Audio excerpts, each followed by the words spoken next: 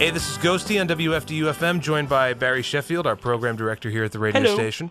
And we're going to be talking to Jeepster. Yeah, we've got Mark Joy on the line, and he's in... where exactly are you in Great Britain? North Wales, D-side. All right, very nice. Well, the question I have for you is, how did this all start up? Did you, obviously, T-Rex, must have been an influence, or you must have been a fan of the band. Well, what it was, me and another guy were doing some Tyrannosaurus Rex in a folk club on a open mic night, and we bumped into Jai there, who actually looked like Mark Bolan, and we knew him from years before, but he didn't have long hair then, and we didn't know he was a T-Rex fan. And we said, "What are you doing here?" And he said, "Well, I'm doing some songs. I'm doing some T-Rex songs. What are you doing here?" "Oh, we're doing some Tyrannosaurus Rex songs." We just couldn't believe what we were doing. What he was doing. He couldn't believe what we were doing. So he said, "I've been thinking about getting a T-Rex tribute band together. What do you think?" We thought, yeah, we're gonna have some of that, yeah. And there's a show coming up, which is part of the reason why we're talking to you guys. Absolutely. It's a tribute to T-Rex and Mark Bolan on the 1st of June, which is a Thursday night, and it's in New York City. At Don Hills. At Don Hills. Have you been to Manhattan before? I haven't actually been. I mean, I've been to New York as a kid, but not as an adult, so it's kind of great that we're going to have time to spend in the city, and because we're over for 6 nights, so we're all really excited about coming over. Well, it's an honor to be able to speak to people who are keeping the music alive. This has always been a favorite band of mine. I know that our listeners, we were on the cutting edge back then. We're on the cutting edge today. Well, we should also mention the other acts that are going to be on the bill for this show. Yeah. Once again, June 1st at Don Hills. You've got Frankenstein 3000, Jeepster, the Rollin' Bolan Band, Steve Conti, the New York Dolls is showing up, Rachel Bolan of Skid Row, and special mystery guests that have not been announced. But who knows? Yeah, we're really looking forward to all of those guys, and especially the mystery cast. Yeah, the mystery guest. So we're going to play, I think we should play Life's a Life's a Gas? Gas. And once again, June 1st, Don Hills at 8 p.m. sharp, the glam rock tribute to Mark Bolan.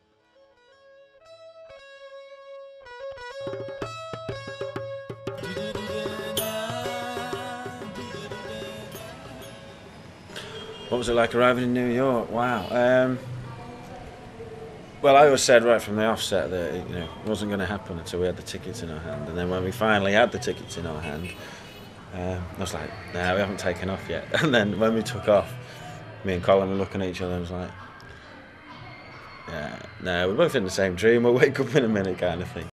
When we arrived, it was just amazing. We had loads of mixture of feelings, just like utter elation, and I think Mark's feeling was probably relief because the plane landed safely. It was the first time he'd flown, and it was great, and we were just really excited. It was blisteringly hot, and we were with the lads from Roland's band, Vinny, Dave, and Johnny, and we were just having a good laugh, great laugh. And we had the coach ride there. It was like armoured transport. It was a bit weird, and then we walked into the apartment, and there we were at the apartment. It was amazing.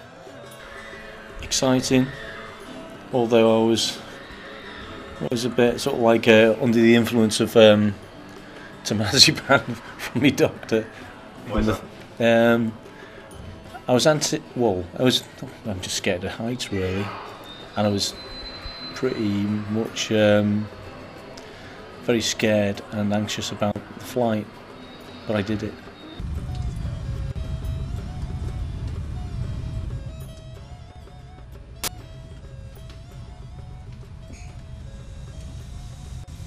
That's the Empire State. Getting in New York, it was weird. It was surreal. It was amazing. It was bloody hot. Like what was it, 150 Bleecker Street where we stayed. But when we got there, it was again 9 floors up. I panicked. We got up there, so like, we're 9 floors up. I thought that was all right, but then I had to sort of like cross a balcony. There was like 9 floors dropped. So there's a, was it Jai and Jason, like, just covered my eyes and grabbed hold of me and ran into the apartment with me.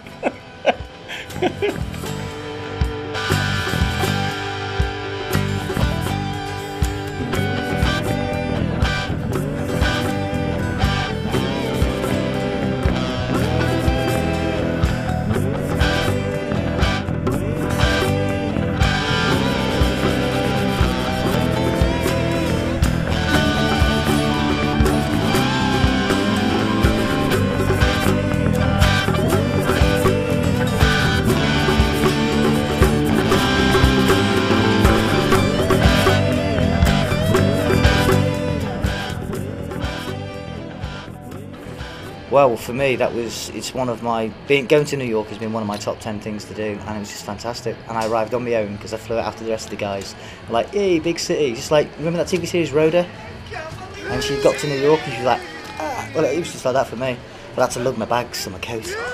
10 locks. Oh, I was sweating, man, by the time I got there. In New York itself, as I said, it was great. I've always wanted to go there. As a child, I never went. Went several other destinations around, but didn't get there. And to me, as I said, it was one next to climbing all those mountains that I've still yet to do. It's one of my top 10. So yeah, it was great. Yeah, I loved it. I enjoyed it. I want to go back.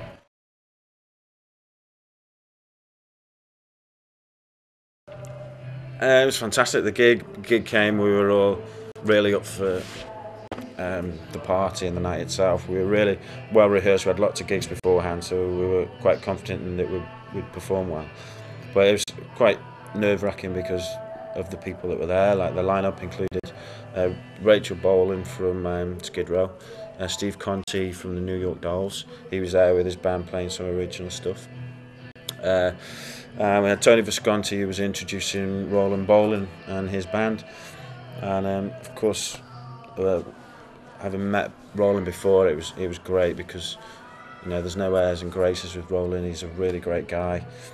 Really easy to talk to, and we met Tony Visconti, which is a big moment for myself and especially for Mark. Mark doing what he does in the production side of things. He was a big idol.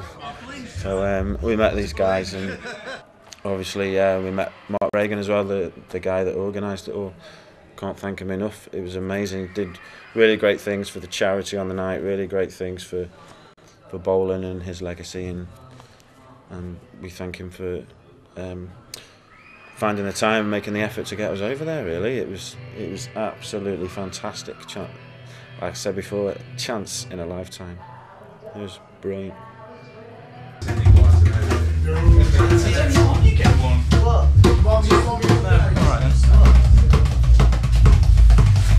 are you feeling?